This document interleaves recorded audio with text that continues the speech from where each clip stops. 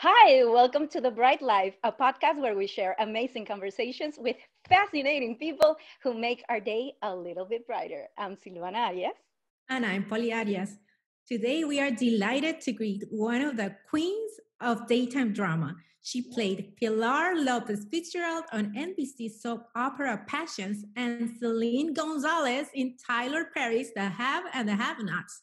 And now she has launched Evolution, a series of videos to inspire people all over the world. Let's welcome EVA TAMARGO. EVA, Hello. are you there? Hi, guys. How Hi, are you? Eva. Thank you for joining us. Oh, no, thank you for having me. I'm honored. I hope I have a Hey. lot you want me to say. We have so many questions. Are you ready? Okay, I'm ready. Okay, You're born ready. first question. Yes. What's your hair care routine and why do you look so amazing? No. That's just a joke. I'm kidding. We want to know and we want to talk about evolution. What is Okay. it? And do you remember that moment when you said, okay, let me get camera ready and press record? Oh, okay. Well, that moment happened when I was in fourth grade, but that's a whole other conversation. You know, Evolution was born out of I guess it started from a really painful breakup. And it was the start of my unraveling all the layers and masks that I had been wearing in my life that I didn't even know that I was wearing. So Evolution is all about the evolution of me, of becoming the woman that I always thought I was being.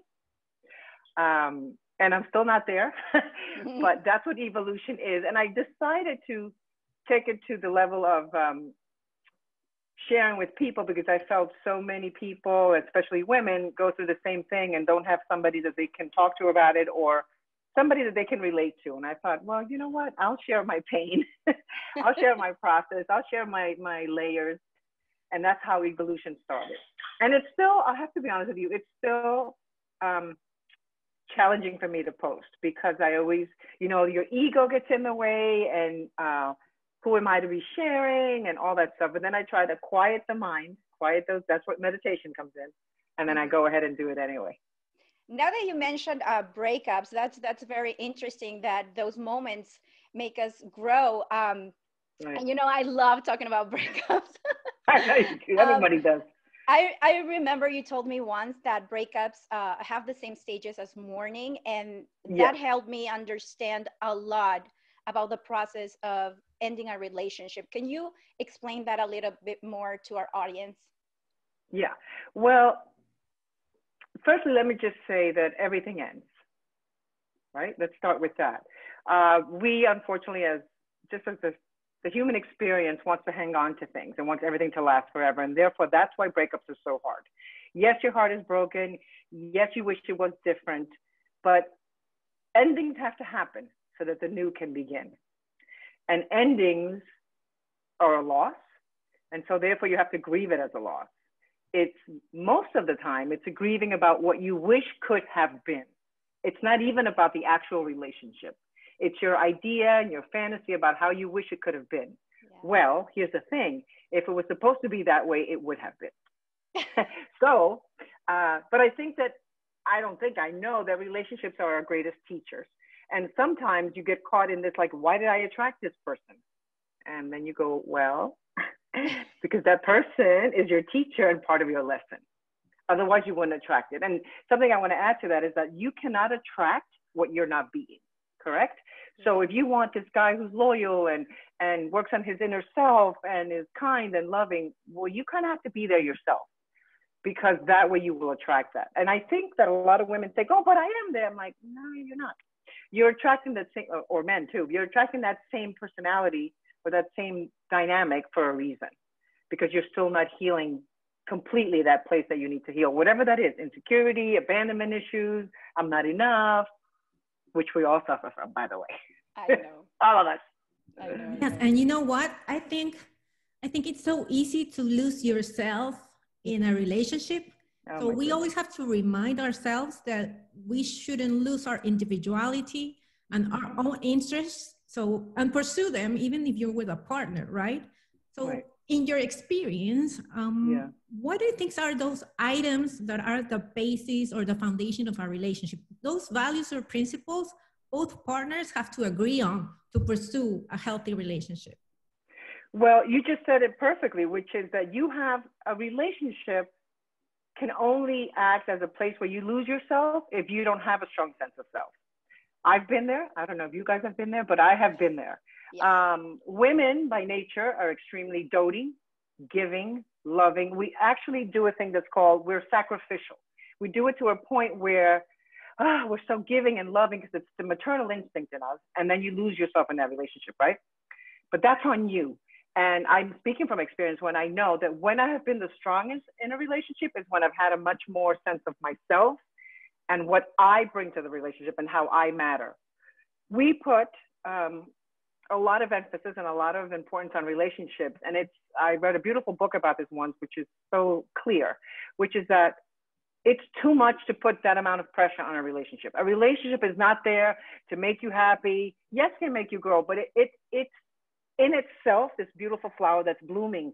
You can't expect to be plucking at the petals because you want more and more and more. It has to kind of grow on its own with each individual person working on their stuff. And I think that most of the time, if not all of the time, that's not the case. Either one person is working on their stuff and the other person isn't, or one person thinks they're working on their stuff, but they're not. And so that's where, I'm not saying that can't work, but it's harder when you have to be pulling the weight of the relationship, which is what women do. They carry the relationship for the guys, for the men, or a woman if it's a same sex. If it's a matter of masculine and feminine polarities, you have to let the man be a man, whatever that means to you. You kind of have to sit back and relax and let the relationship take its course. And that comes with knowing who you are. See, the only time you mess with a relationship like that, and I've done it, and I will say my whole life that I've been guilty of that. The only time it messes up is when you're trying to manipulate it in a way that works for you. You're trying to manipulate what isn't to what is for you, because nobody wants to feel pain. Nobody wants to be uncomfortable. And that's actually where you grow. And so if you just let things be, actually my new evolution, which will be up tomorrow, is all about forcing and flowing, about forcing things and letting things flow. I'm sure that's a long answer, probably more than you wanted, but it's all connected, Yes. No, I could listen to you for hours. Huh? Yeah, me too. Me too. We could stay here for hours. But it's really hard to understand why things happen to us. So I would like to know what kind of things we can do to work on our self-esteem after a breakup, because sometimes you end up crying your eyes out and feeling super low. And sometimes there's a feeling of failure and other people feel like they're not good enough, like you said. So what can we do? Okay, well, first I'm going to address the way you phrased that. You said when things happen to us. Things don't happen to us. They happen for us. So if you look at a relationship ending and you realize that you're crying your eyes out and you feel bad, there's a space there that you can find where you realize, oh, this shit is happening for me, man. I need to look here. Because yes, you can be upset and you can be devastated and miss the person. But when it goes to that extreme level that I've been in, right, where you're like, oh my God, I am worth nothing. I'm a piece of shit. I can't believe it. That's speaking to your self-esteem that was already not in a good place before you got into the relationship. All the relationship did was like kind of bring it to the surface and shone a light on it so that you can address it. So the things that you need to do is the first thing that you need to do when you go through a breakup is to look at what is it that you're really mourning? What is it that you're mourning? The idea of the relationship, or did you really have a solid relationship?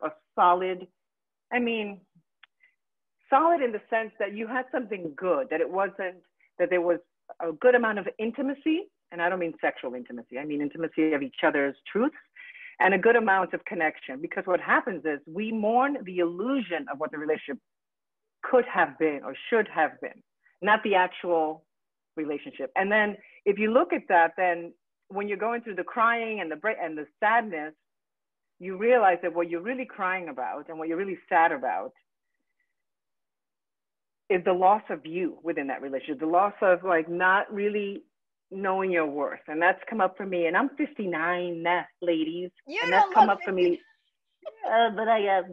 But but what I'm saying to you is, and I know hopefully that gives you hope and doesn't make you feel terrible, but it's that it's a forever process, right? You don't ever, I don't think you ever get to a place like I'm completely sure of myself and content, because we have triggers, we have shit that people poke at, and you pick partners, by the way, that will poke those little wounds for a reason. So just recently I realized, oh my goodness, it's still my self-worth. It's still I don't value. I'm going to give you an example of that so that you understand it more clearly, and the viewers and listeners. You may think you have a good sense of self-worth, right? Or of self-esteem, that you think really highly of yourself. All you need to do is go through a breakup or even get fired from a job to realize where your value and worth is. Yes. Right? Right. It's like, right? Because, and it also depends on, like, I'm sure our listeners have broken up with people. You're like, whatever. That person didn't trigger anything in you. That person didn't bring up old wounds. So you're like, whatever, we're over. I cry a little bit. But the ones that do, the ones that really trigger insecure little Silvana, insecure little, those people are the ones that you're going to cry the most about. But you're not crying about them. We just think we are. That's a whole other evolution about nothing is personal. It's never personal. Well, you're getting a lot of topics for your next evolution. Yes, I am, which is good. I always, are you kidding? I have like 100 topics. Okay, I'm going to give you one more. So what about when you are on those type of relationship where everything is good, but then you think your partner is not working for you for some, maybe on some principle you don't agree, that you cannot accept, or some basic foundation principle that you cannot accept, and whatever, you break up with this person, but you know it's a good person, it's just not right for you. Right. How do you deal with that guilt? Have you ever felt that? Well, firstly, let me just say that a good person doesn't mean a good person in a relationship. Mm-hmm. You can be an amazing human being and suck at being in a relationship. Okay. So that's first of all, right? You know, I'm going to tell it like it is. But you did say a basic foundation. If it is, only you know, like you yourself and Chibi, only you know what is the deal breaker for you, right? So if it's something that you know is a deal breaker, I can guarantee you that deal breaker was there from the beginning, right? You know, I can't be with a guy who X, Y, and Z. I can't be with a man who, or I can be with a woman. But then you wind up getting in a relationship with somebody who absolutely lacks that. And you stay in it because why? Because we hope that somehow in the future, they're going to change. It's going to be different. It's not that. So you're compromising already at the very beginning. So the guilt comes from the fact that you feel somehow that you would have made the difference. You don't have that power. You don't have that power. That's big. That's a big ego thing too, to think that somehow, you know, I should have stayed because it's sacrificial. Mm-hmm. I should have stayed because they're a good person. No, you know, you have to, first and foremost, in any relationship, you got to be honest with yourself and honor you. If you don't honor you, you're not honoring the other person. Correct? Yeah. That's difficult for women to hear, but if you don't honor who you are and what you stand for and what you want, you're not really honoring the relationship. You really aren't, because you're kind of I used to tell this to my son when he was dating. I think I told you this, Savannah. When my son was in high school, he dated a lot. He's a good-looking kid, you know, and he would tell me, oh, I don't want to go out with this girl anymore because, you know, I feel bad. I go, wait, hold on. ¿Cómo que you feel bad? No.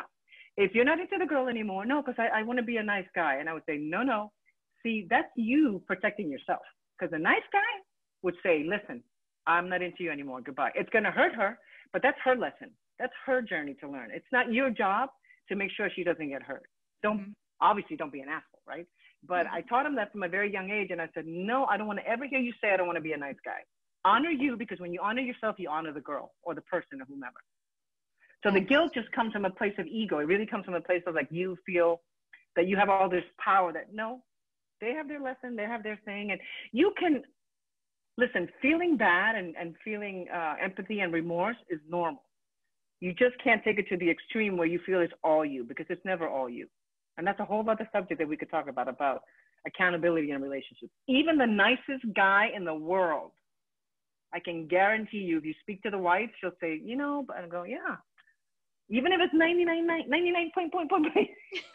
the other person, man, you have 1%. And if you don't take accountability for that, you'll walk around your whole entire life feeling like a victim, like things happen to you instead of for you. Right. There are so many topics that we could talk about. How long is before we go, we are going to have a part 2. First of all, okay. We have of to. course. But before we go, I would like to know what would be the best advice you could give a person who's going through hard times right now? Something that you would have loved to hear when you were feeling depressed or down. Well, the biggest advice I can give anyone, and it's the advice that I feel came late to me in life, is that everything is fleeting. That whatever you're going through right now is not forever. That it's almost like it's okay to be in it. It's okay to embrace it, because here's the other thing that happens too. We live in a culture, right, where we don't want anything ever bad to happen. We don't want bad feelings. I don't want to feel bad. I don't want to feel pain. That's not life, correct? I'm not saying you need to wallow in the pain, but that's not life.